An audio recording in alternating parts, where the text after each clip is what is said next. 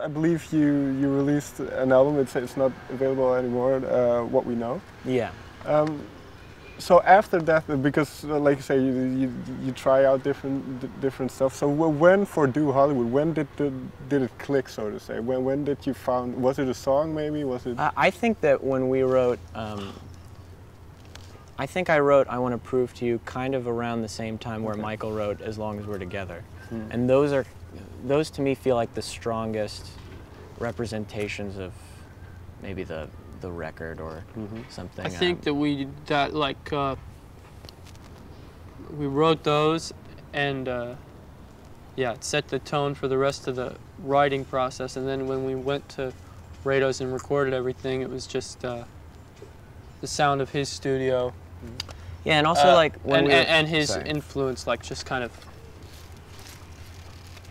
is the other half of the sound of the record. It's like just entire, like it was unconscious like recording process, and pretty unconscious writing process too. Yeah, it's not and like, also, I don't know. We didn't find what the album was going to be, and then we didn't do that. We just the album was what it was. Yeah, pretty early on. Okay. So do you know then kind of when you're done, or because obviously you can keep on writing? So is there a moment in that whole process where you think, okay, now we? Well, it was interesting with this because I felt like when we were over at Rado's recording it, I kind of felt like I was in a sort of dry spell. Okay. I remember at the time, but there was this song, "How Lucky Am I," that was the last.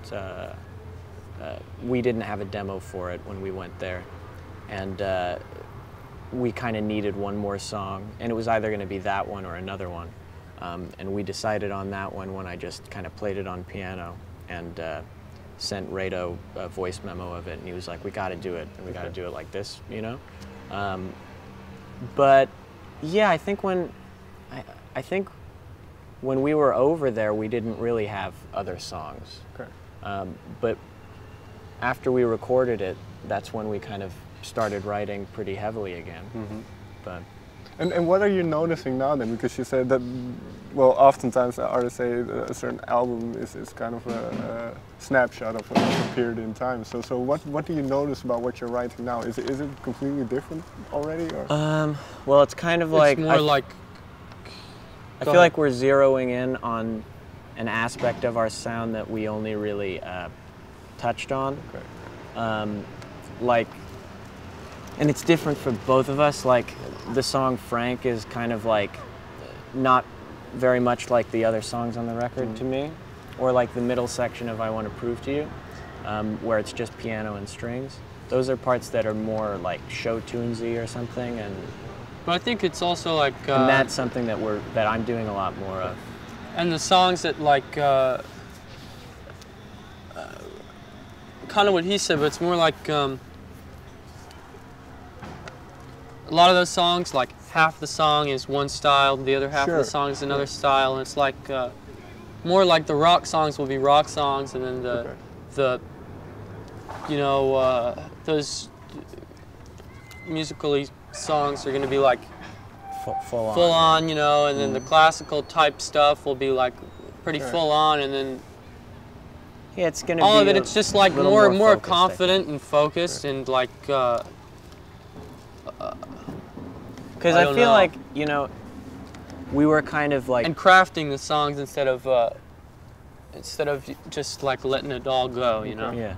I feel like we were trying to show all of our sides to this record. And we were trying to kind of like prove something. Not consciously, but like in like, that's what we wanted in a debut album, of course, I think. Yeah. And well, this is interesting that you say that, because a lot of the songs, they don't adhere to the classic pop structure. That there's different. It's not just first chorus, bridge, you know. So was that a conscious effort on your part? No, it was just like Harumata or something. Like I just kind of wrote it in that order. We just had too many. Like I would have too many parts for a song, and just be too attached to the song to take anything out. Right. And it's like now I feel like it's important, like if you want to write really great songs all around not to have spots that you yourself listen to and think, like you should listen to the whole song and be like, every part of that is like really great and necessary and should be there, deserves to be there next to another part, you know. But the other way of writing is great too. Okay. It's just not what my goal right now, because I know I can do that. I already did that. I actually think like Foxygen had a pretty big impact on that style as well. Especially like Take the Kids Off Broadway was a EP of theirs, kind of the first thing released through their label, and had an impact on what style? That unconscious, just kind of like just going to whatever part. Sticking like every idea that you have in there and stuff. I think that had a big impact actually. That record. And so how much of Radar did you know them before you started working with him? Not really that much. We were just texting Radar kind of back and forth. Wait, do you mean like how not big fans were we? No, but in the sense because you said that EP had a big effect on you. Was that before or after you kind of started working? No, that was after before. We started. What? No.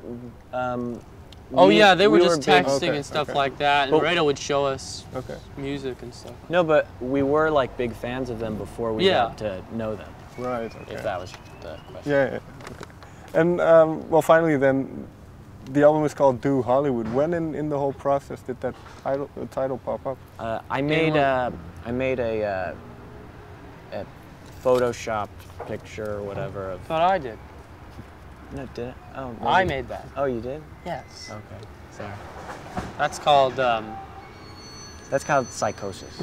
Whatever that's called, where you like had such a. I won't go. That you're such an I was gonna say egomaniac have such a big ego that you yourself put yourself in the memory instead of. Yeah. Isn't there a South Park episode about exactly this? Probably. Oh, well, I know there's a Rick and Morty thing where they have a parasite that puts itself into your memories. That was so really funny, good. And they were like, "Remember that time that we, Mr. Poopy Butthole, and Mr. Poopy." So well, the album title. So you made. Yeah, he made. Well, anyway, Michael was making this Photoshop. I made a Photoshop thing of us in front of the Hollywood sign or whatever. Right. I don't know if I came up with the name, but I know that I did that.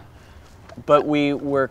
I think it was kind of the same way that we came up with the Lemon Twigs name. We were just calling it that as like kind of a joke, and then we kind of saw that it was, legitimately, okay, as a, and also it kind of like it reflected the way we felt because we were going to LA to do this album, and it was like our first time doing, going somewhere for the purpose of our music, like a job, like a real thing. See, but you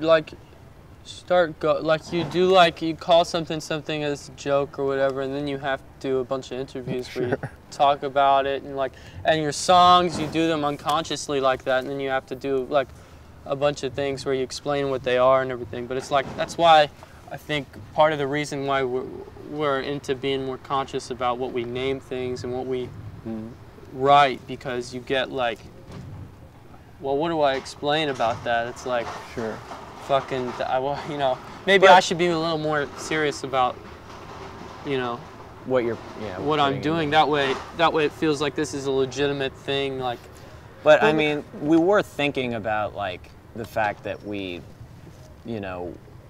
were from. Yeah, if it sucked, then I wouldn't have called it that. It's just that when you start calling something, it's decent, and you get used to calling it that, you're not going to change it. But what you say is interesting, because you say, well, you use the word legitimacy, and then Brian said, well, you were embarking on this journey, going to LA and stuff.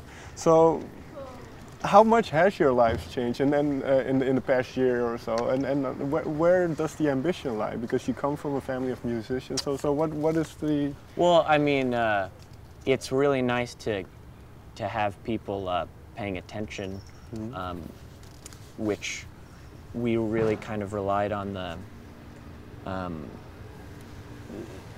to know if what we were doing was viable to other people. We kind of relied on our friends for that, and we still do, but it always, the ambition and stuff, that always comes from just like, it's therapeutic to write, and it's important to put yourself in a place where you're not so much in the mind and just, you know, thinking all the time. And music is a really great way to get yourself in a place where you're capable of doing more, but you're thinking less, which is it's much better.